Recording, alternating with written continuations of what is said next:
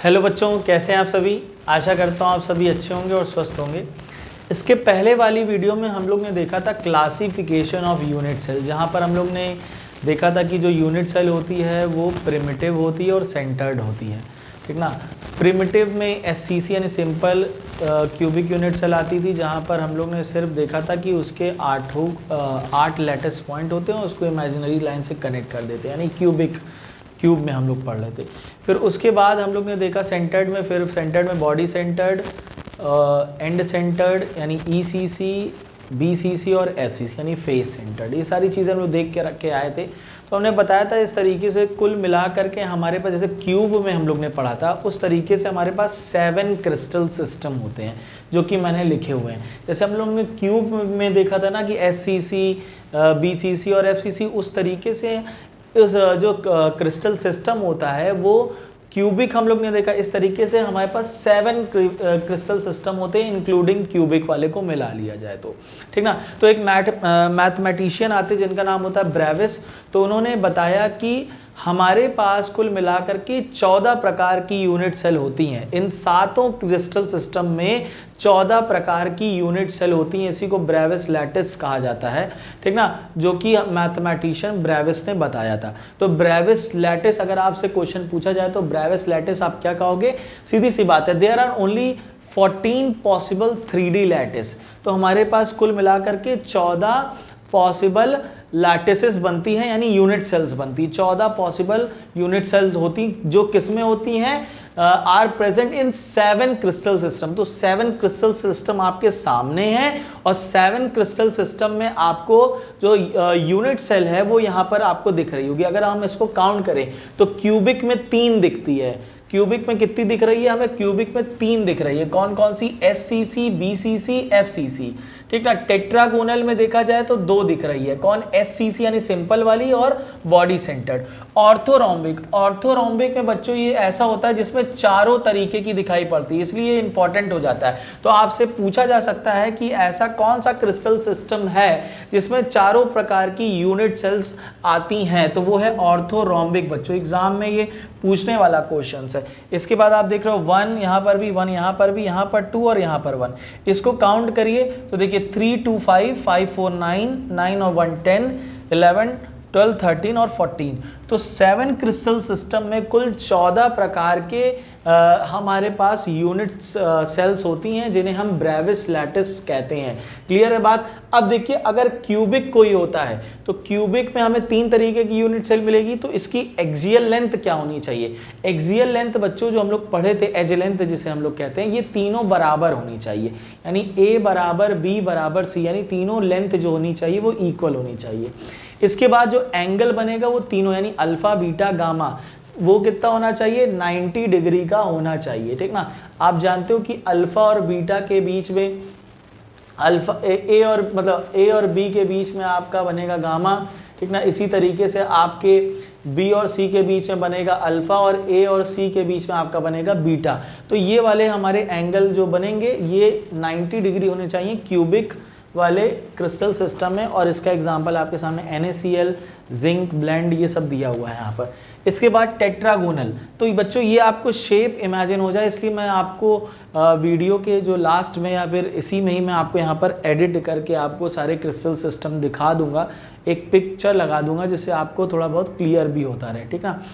तो टेट्रागोनल में 2 ही प्रकार के क्रिस्टल सिस्टम यानी यूनिट सेल आते हैं। एक होता है एससीसी, एक होता है बीसीसी। यहाँ पर ए और बी तो बराबर होते हैं, लेकिन बी और सी इक्वल नहीं होते हैं। इसमें भी तीनों एंगल 90 डिग्री के ही होते हैं। कैल्शियम सल्फेट, ठीक ना, इसका एग्जाम्पल हो गया। और आपके सामने देख रहे हैं यहाँ पर कि टाइटेनियम का डाइऑक्साइड भी इसका एग्जाम्पल हो गया, ठीक। ऑर्थोरोम्बिक स्ट्रक्चर क्रिस्टल सिस्टम रहेगा। ऑर्थोरोम्बिक स्ट्रक्चर आपको मैं दिखा दूंगा, जैसा मैंने कहा कि मैं यहाँ पे एक पिक्चर लगा दूंगा, उसमें आपको क्लियर हो जाएगा। तो इसमें चारों प्रकार की यूनिट सेल पाई जाती हैं। चारों एक्सियल लेंथ यानी एजेस बराबर नहीं होती हैं, लेकिन एंगल जो होता है वो तीनों 90 डिग्री का इसमें पाया जाता है। इसके एग्जाम्पल बेरियम सल्फेट और पोटेशियम नाइट्रेट आपके सामने दे रखा हुआ है, देख लीजिए ध्यान से। इसके बाद आता है हेक्सागोनल बच्चों। तो हेक्सागोनल में आप देख रहे हो सिर्फ एक ही प्रकार की यूनिट सेल आती है, वो है एससीसी। यहाँ पर भी ए और बी बराबर होते हैं और सी जो होती है वो लेंथ बराबर नहीं होती है। एंगल यहाँ पर अल्फा और बीटा 90 डिग्री होते हैं, जबकि आपने गामा वाला एंगल जो होता है वो 120 डिग्री के बराबर होता है। ग्रेफाइट इसका बहुत अच्छा एग्जांपल है, जो कि हम लोग प्रीवियस वीडियोस में देखे भी हैं, हेक्सागोनल शेप जो बनाया था। और जिंक ऑक्साइड भी इसमें आता है, ठीक ना। इसके बाद रोम्बोहेड्रल, रोम्बोहेड्रल बोलिए चाहे ट्राइगोनल बोलिए, इसमें एक ही तरीके की यूनिट सेल आती है जो होती है SCC। तीनों जो एक्सियल एजेस है वो बराबर होती हैं। अल्फा बीटा गामा ये जो है 90 डिग्री के बराबर नहीं होता, कुछ वेरी करता है, चेंजेस होते हैं इसमें, जैसे कैल्शियम कार्बोनेट और मर्क्यूरस सल्फाइड इसका एग्जाम्पल है HgS। यहाँ पर इसके बाद मोनोक्लिनिक, छठवां मोनोक्लिनिक में भी आपको दो यूनिट सेल देखने को मिलेगी, एक SCC सिंपल वाली और एक एज आपको एंड सेंटर्ड देखने को मिलेगी ECC। दोनों यहाँ पर देखिए स्पेसिफिक याद रखिएगा, इसमें तीनों भुजाएं बराबर नहीं है इसमें, लेकिन एंगल ध्यान देखिए, एंगल हमारे पास दो है, अल्फा और गामा 90 डिग्री है लेकिन बीटा 90 डिग्री नहीं है। तो ये हो गया सोडियम सल्फेट डेकाहाइड्रेट, इसका एग्जाम्पल है, ठीक ना। और ट्राइक्लिनिक को ध्यान से देखिए, इसमें भी तीनों भुजाएं बराबर नहीं है और ना ही तीनों एंगल बराबर है। इसमें तीनों भुजाएं बराबर नहीं थी, इसमें भी नहीं है, लेकिन इसमें एंगल दो बराबर थे। इसमें यहाँ पर तीनों एंगल डिफरेंट करेगा, यहाँ पर ये वेरी करेगा, ठीक ना। देखो ये ना अल्फा ना बीटा के बराबर हो, ना बीटा गामा के बराबर हो, ना गामा अल्फा के बराबर, कोई एक दूसरे के बराबर नहीं, यानी ये 90 डिग्री के बराबर नहीं रहने वाले। जैसे कॉपर सल्फेट यानी कि इसको हम लोग कहते हैं आपका blue vitriol, copper sulphate pentahydrate, और ये हो गया पोटेशियम डाइक्रोमेट, इसका एग्जाम्पल हो गया। तो दो एग्जाम्पल इसके दिए। तो ये हमारे पास कितने क्रिस्टल सिस्टम हुए? 7 क्रिस्टल सिस्टम, जिसमें 14 प्रकार की यूनिट सेल आती है। इसी को ब्रेविस लैटिस कहते हैं बच्चों। क्लियर है? आई थिंक आपको ये बात समझ में आ गई होगी। ध्यान से देख लीजिए, स्क्रीनशॉट ले लीजिए। मैं आपके लिए यहाँ पर वो भी लगा दूंगा, क्या कहते हैं इसकी, एक पिक्चर भी आपको एडिट करके यहाँ लगा दूंगा। ध्यान से देख लीजिए बच्चों। चलिए बच्चों, अब हम लोग देखते हैं कि number of atom present in a unit cell, यानी एक यूनिट सेल में कितने एटम प्रेजेंट हो सकते हैं, जिसे हम शॉर्ट में रैंक भी कह सकते हैं या जेफ भी बोल सकते हैं, ठीक ना।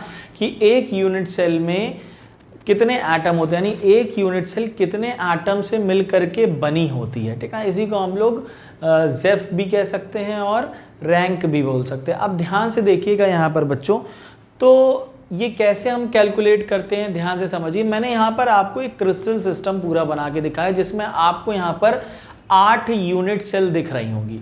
दिख रही हैं कि नहीं 8 यूनिट सेल? देखिए ध्यान से, 1 2 3 4 5 6 7 एंड 8। समझिए, 4 तो आपको आगे दिख रही है, 4 फ्रंट पे और 4 उसके पीछे। ऊपर से देखिए तो हमें 4 कमरों की छत दिख रही है ना, 1 2 3 4। तो छत हमें कितनी दिख रही है? 4। नीचे आ जाइए, नीचे आ जाएगी, तो नीचे आओगे जब, तो उनके कमरों की भी तो छत दिखनी चाहिए कि नहीं। तो ये हो गई पहले वाले कमरे की छत, यानी 5वां कमरा, पहले वाले कमरे के नीचे 5वां कमरा, दूसरे वाले कमरे के नीचे 6वां कमरा, तीसरे वाले कमरे के नीचे 7वां कमरा और चौथे वाले के नीचे 8वां कमरा। तो आपको यहाँ पर ध्यान से देखिए, टोटल 8 यूनिट सेल दिखाई दे रही होगी। दिख रही है कि नहीं 8 यूनिट सेल? बिल्कुल दिख रही होगी। ये फ्रंट की है, इसके पीछे एक, ये एक फ्रंट की, उसके पीछे एक, यानी टोटल नीचे बेस पे 4 और उसके ऊपर 4। क्लियर है बात ना? बेस में 4 और उसके ऊपर 4। ध्यान से देखिए, 1 2 3 4 और उसके ऊपर 4। तो हमारे पास टोटल 8 यूनिट सेल है, ठीक। तो 8 यूनिट सेल में अगर हम इस सेंटर के पार्टिकल को ऑब्जर्व करें, इस पार्टिकल को बच्चों ध्यान से देखिएगा, जिस पर मैं मार्क कर रहा हूं, इस पार्टिकल को ऑब्जर्व करिएगा। ये वाला जो पार्टिकल है वो कितने यूनिट सेल से शेयर्ड है? ध्यान से देखिए, कितने यूनिट सेल से शेयर्ड है, कमेंट करके मुझे बताइएगा, ठीक ना।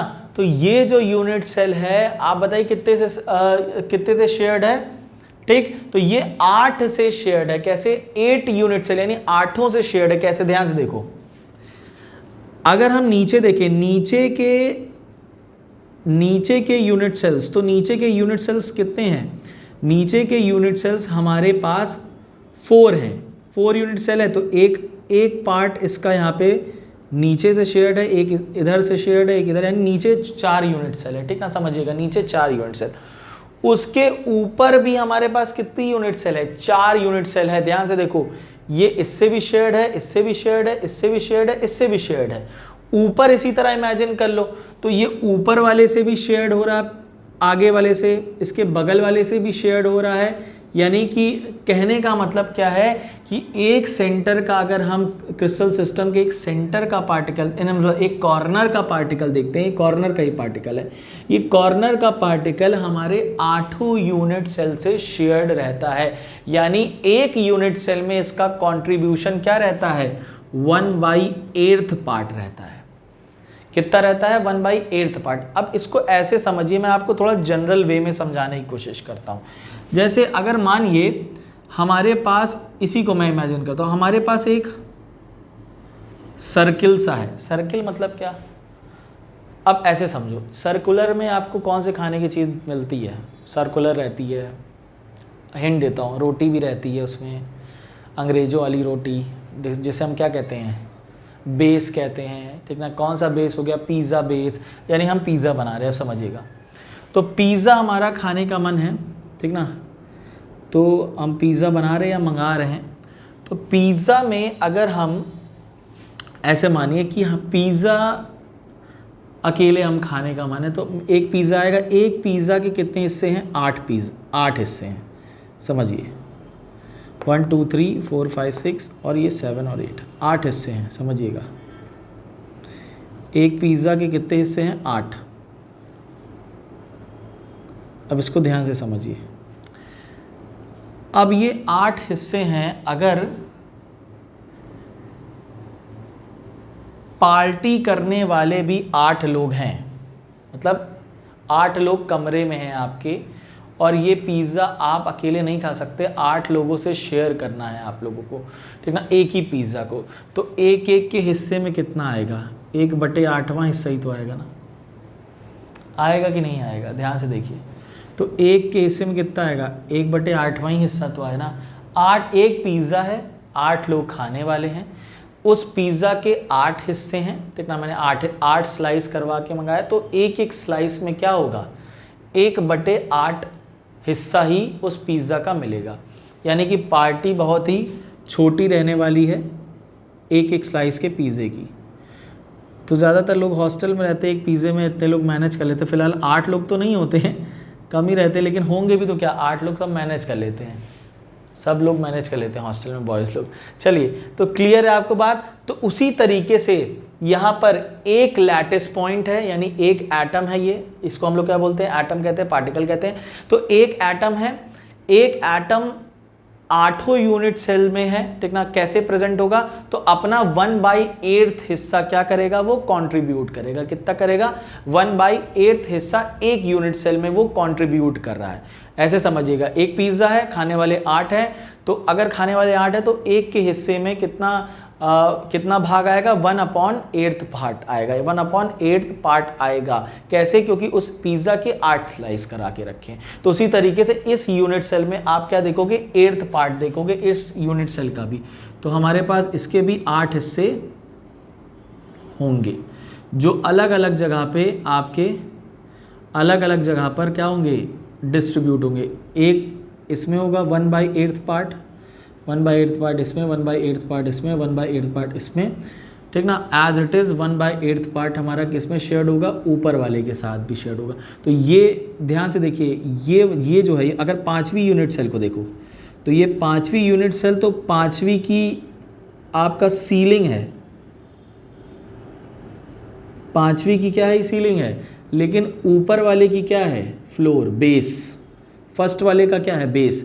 तो यानी यही आपको यहीं इमेजिन करना है, यहीं पर कि एक हिस्सा 1/8, 1/8 नीचे में, उतना ही ऊपर वालों के साथ।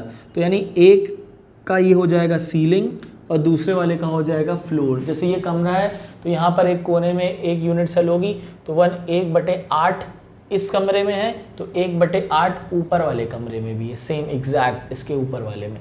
फिर उतना ही इस बगल वाले में होगी, फिर उतना ही उसके बगल वाले में होगी, उतना ही इसके आगे वाले में होगी, इतना इसके पीछे। तो ऐसे करके 1/8 हिस्सा यहाँ पर डिस्ट्रीब्यूट होता है।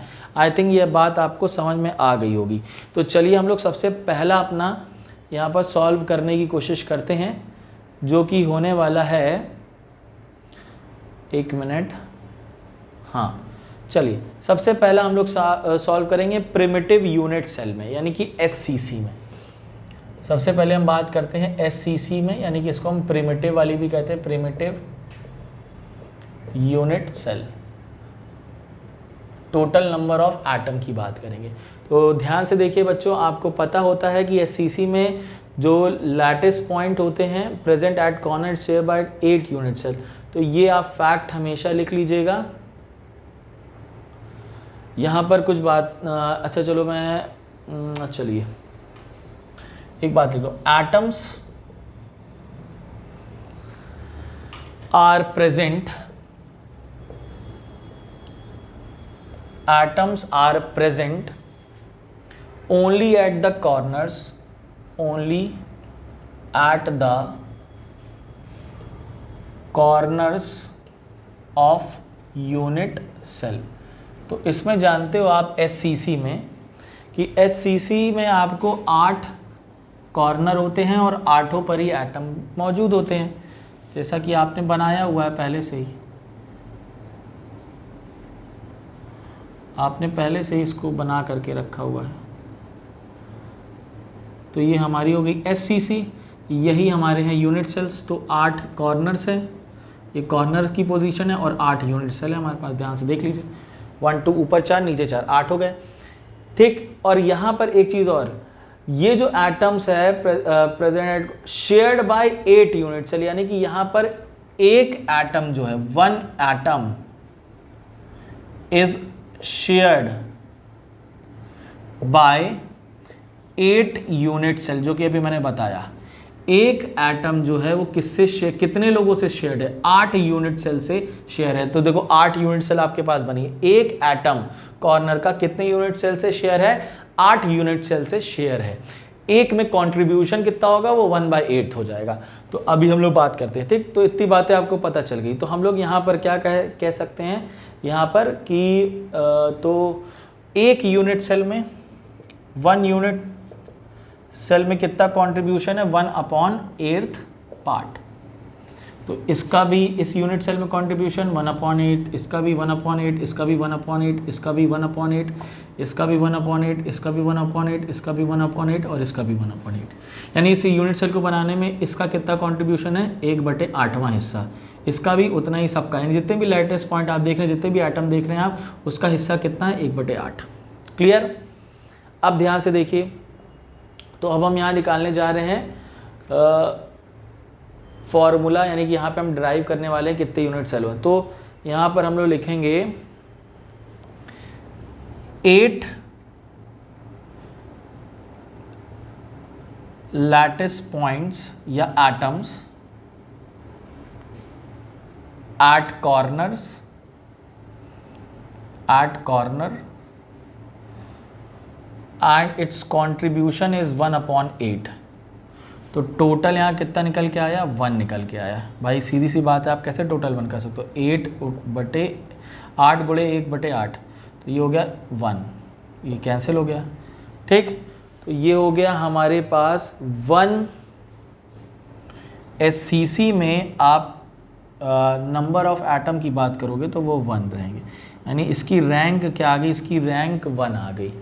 इसकी रैंक क्या आ गई? 1 आ गई। क्यों? क्योंकि एक यूनिट सेल में 8 कॉर्नर होते हैं। तो total number of atom in a unit cell क्या हो जाएगा? टोटल नंबर ऑफ, इसको हम लोग क्या बोल सकते हैं? ये क्या लिखा मैंने? ये लिखा total number of atoms in UC is equal to 8 point होते हैं, 8 एटम होते हैं कॉर्नर पर, और उनका कंट्रीब्यूशन। तो 8 लैटिस पॉइंट्स बोलो चाहे 8 एटम बोलो कॉर्नर पर, उनका कंट्रीब्यूशन एक यूनिट सेल में 1/8, काटा तो कितना आया? 1 आया। तो इसकी रैंक है, इसमें टोटल नंबर ऑफ एटम कितने होते हैं? 1 होते हैं। किसमें होते हैं? एससीसी में। ध्यान से देख लीजिए, फिर से बोल दे रहा हूँ, 8 कोने हैं बच्चों। 8 कोने पर आपको 8 कोने पर आपको एटम नज़र आएगा, तो वो एटम कंप्लीट एटम नहीं होता है, उसका हिस्सा कितना होता है 1/8, क्योंकि एक एटम जो होता है वो 8 यूनिट सेल से घिरा हुआ होता है। जब एक एटम 8 यूनिट सेल से घिरा हुआ तो एक यूनिट सेल में उसका कॉन्ट्रीब्यूशन 1/8, ठीक ना। तो हम यहाँ पर क्या कह सकते हैं, एक यूनिट सेल में 8 कॉर्नर्स है, तो हम कह सकते हैं कि total number of atoms in a unit cell कितना हो जाएगा 8 कॉर्नर्स है, ठीक ना, 8 लैटिस पॉइंट एट कॉर्नर्स। और उसका कंट्रीब्यूशन कितना हुआ, कंट्रीब्यूशन 1/8, तो उसको हमने काटा तो इतना आया हमारे पास 1। क्लियर है बात। तो 1 एटम होंगे इनके पास, 8 कॉर्नर है, ठीक ना, 8 कॉर्नर्स, ठीक ना, 8 कॉर्नर्स यानी लैटिस पॉइंट्स है, ठीक ना, ये लैटिस पॉइंट्स है, या इसको हम एटम्स भी कह सकते हैं, लेकिन कंट्रीब्यूशन कितना है उस एटम्स का 1/8 एक यूनिट सेल में। ये हो गया हमारा आंसर। क्लियर है, ध्यान से समझ में आई। बीसीसी का निकाला जाए, चलिए बीसीसी की बात कर लेते हैं। तो इसमें हम लोग कुछ फैक्चुअल बातें वो तो लिखे रहने देते हैं, बस यहीं पर चेंज करेंगे, यहाँ पर भी चेंज करने की ज़रूरत क्या है, total number of atoms in unit cell. अब चलो यहाँ पर ध्यान से देखिए, फिर से बताते हैं। तो बीसीसी में आपको एक एक्स्ट्रा क्या देखने को मिलेगा, बीसीसी में आपको एक एक्स्ट्रा यही देखने को मिलेगा कि एक लैटिस पॉइंट आपके बीचों बीच आ जाएगा। सबका था 1/8, लेकिन इसका पूरा का पूरा होल एटम बीच में है, तो उसका कंट्रीब्यूशन पूरा का पूरा 1 रहने वाला है। उसका कंट्रीब्यूशन यानी एक फुटबॉल आप बीच में लगा दीजिए तो कितने कमरों से शेयर रहेगी, सिर्फ इसी कमरे से ना, तो कंट्रीब्यूशन कितना निकल के आया, एक ही निकल के आएगा। ठीक, तो यहाँ पर आप समझिएगा atoms are present only at corners, ठीक, corners, atoms are present only at corners and body centre. तो बॉडी सेंटर में यानी एक यूनिट सेल के बॉडी सेंटर में मौजूद है, और कॉर्नर्स पे तो 1 atom is shared by 8 unit cell, जो कि 1 atom of corner, 1 atom of corner is shared by 8 unit cell, ठीक ना। तो यहाँ पर एक यूनिट सेल में कितना 1/8, तो एक बॉडी वाला है, बॉडी वाले का कंट्रीब्यूशन 1 ही रहने वाला। चलिए इसको निकालते हैं। तो total number of atoms in a unit cell, तो यहाँ पर साफ साफ निकल के आएगा कि इज इक्वल टू 8 कॉर्नर्स हैं, 8 कॉर्नर्स पर जितने भी एटम मौजूद है उनका कंट्रीब्यूशन 1/8 है। तो ये काटा, ये 1 आया, 1 एटम, प्लस यहाँ पर एक एडिशन बात होगी, कि वो एडिशनल बात ये होगी कि 1 atoms present at center, वही लिखा है ना, atom are present only at corners and body centre, यानी उस यूनिट सेल के बॉडी के सेंटर में। तो ये होगा, ये भी 1 हो गया यहाँ पे। तो टोटल अगर हम कर देंगे तो टोटल विल बी 1 + 1 यानी कि 2 एटम। टोटल कितने हो गए, 2 एटम प्रेजेंट होंगे बीसीसी में। टोटल कितने होंगे, 2 एटम्स। क्लियर है बच्चों, समझ में आ गई बात। चलिए, ये किसका था, बीसीसी, मैंने यहाँ चेंज नहीं किया, इसको बीसीसी लिख लीजिएगा। मैंने किसका निकाला है, बीसीसी का। तो ये हो गया हमारा बॉडी सेंटर्ड का। ठीक, ध्यान से देखिएगा, 8 कोने पर 8 लैटिस पॉइंट, वहाँ पर जितने भी एटम है उनका कंट्रीब्यूशन 1/8, काटा, एक एटम आया, एक बॉडी सेंटर पर है, सिर्फ एक होल पूरा कंट्रीब्यूशन 1 ही है, 1 और 1 2 atoms will be your answer. Clear है, ध्यान से देख लीजिए। चलिए, इसके बाद हम लोग अपना फेस सेंटर्ड की बारी है, तो फेस सेंटर्ड निकाल लेते हैं फटाफट। चलिए, तो यहाँ पर लिखोगे क्या, atoms are present at the face centred of each face along with the corners. तो यहाँ पे होंगे atoms are present at the face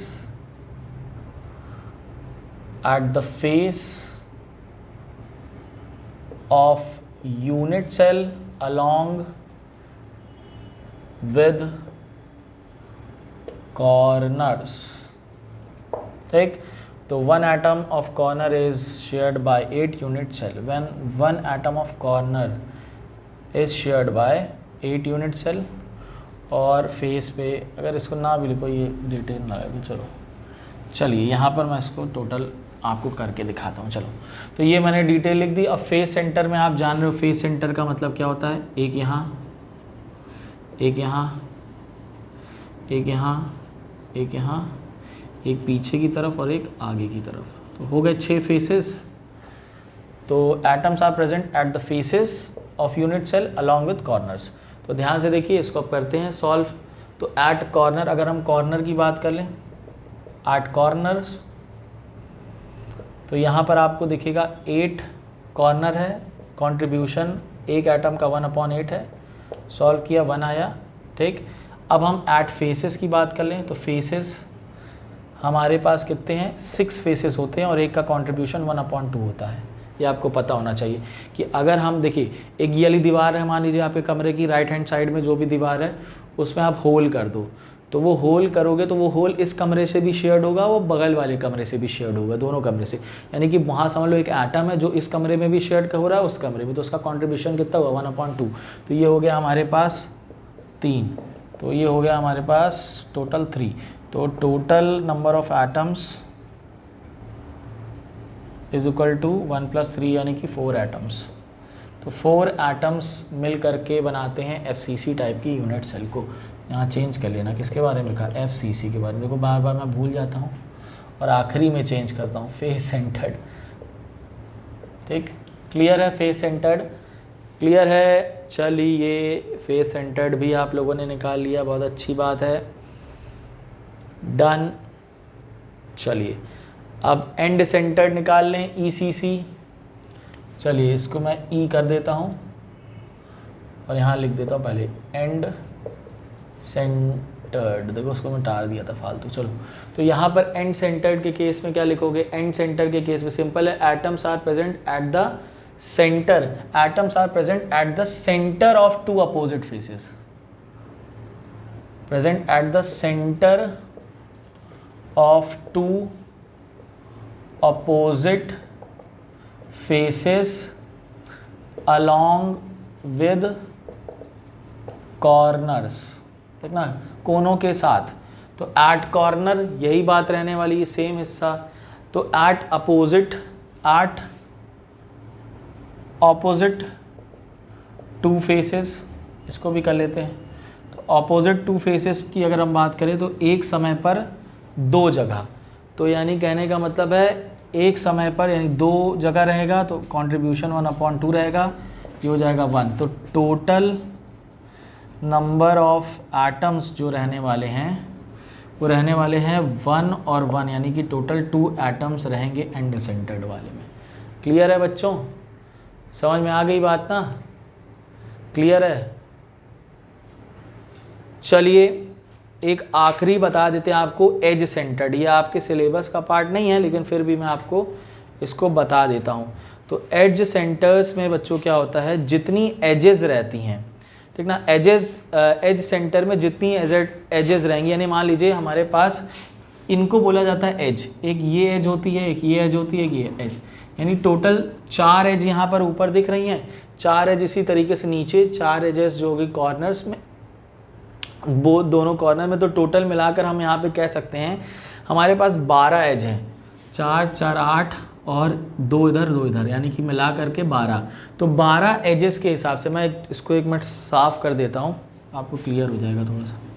तो अगर एक यूनिट सेल हम बना रहे हैं, ध्यान से देखिएगा, एक यूनिट सेल बना रहे हैं तो इस यूनिट सेल में 12 एज हैं, 1 2 3 4, 1 2 3 4, कितनी हुई 8, 2 10 2 12, तो 12 एजेस होती है, ठीक ना। तो 12 एजेस के हिसाब से अगर हम यहाँ पर इसको निकालना चाहें तो एक एज जो होती है, या समझिएगा एक एज जो होती है वो 4 यूनिट सेल से शेयर होती है, यानी कि ये जो बाउंड्री है, ये जो बाउंड्री है ये 4 कमरों से शेयर हो सकती। कैसे, एक इसके बगल वाला कमरा, ठीक, एक इसके ऊपर वाला कमरा और एक इसके ऊपर वाला कमरा। यानी कि अगर हम देखें ये बाउंड्री, ये एज देखें तो ये एज कितनों से शेयर्ड हो रहा है, तो 4 लोगों से शेयर्ड हो रहा है। कैसे, ये वाले से और इनके ऊपर वाले कमरों से, ठीक ना। तो एक एज 4 यूनिट सेल से शेयर्ड रहती है।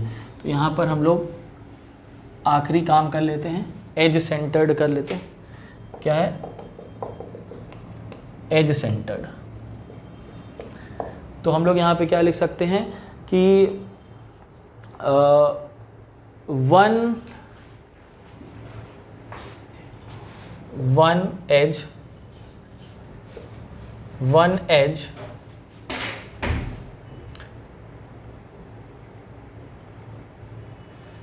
is common between 4 unit cell, between 4 unit cell। एक एज जो होती है वो 4 यूनिट सेल से शेयर्ड रहती है। तो हमारे पास टोटल 8 कॉर्नर की अगर हम बात करें तो कॉर्नर पर हमारे पास वही बात है कि 8 पॉइंट्स रहते हैं और 8 का कंट्रीब्यूशन होता है 1/8, तो ये 1 आ गया। और यहाँ पर 12 एजेस होती हैं कुल मिलाकर के, तो 12 एजेस हैं और एक एज 4 कमरों से, तो 1/4 हिस्सा हुआ। तो ये हो जाएगा हमारे पास 12 और ये हो गया 3, तो टोटल मिला के 1 + 3 यानी कि 4 एटम्स हमारे होते हैं एज सेंटर्ड यूनिट सेल में। क्लियर है बात? तो ये आपके सिलेबस का पार्ट नहीं, लेकिन फिर भी बता दिया मैंने, आप उसको जानकारी में रखे रहिएगा। ठीक, कितनी एजेस? 12 एजेस, एक का कंट्रीब्यूशन 1/4, देख लिया आप लोगों ने कैसे बताया। तो 8 कॉर्नर पर, तो 8 कॉर्नर पर यानी एक का कंट्रीब्यूशन 1/8 यानी कि 1, और इधर 14 एजेस, 14 यानी एक का कंट्रीब्यूशन 1/4, नहीं सॉरी मैंने क्या बोल रहा, 12 एजेस, 14 एजेस कह रहा, 12 एजेस, एक का कंट्रीब्यूशन 1/4, तो 4 इंटू 3 यानी कि 12 डिवाइडेड बाई 4 यानी कि यहाँ पे 3 आया, और 1 और 3 कितना हो गया? 4 हो गया। ठीक, तो आज के लिए हम लोग इतना ही करते हैं बच्चों, मिलते हैं अपनी नेक्स्ट वीडियो में जहाँ पर हम इसके आगे की बात, कोई सवाल अगर होंगे तो उसको लगा लेंगे और आगे की बात करेंगे। थैंक यू बच्चों, बाय।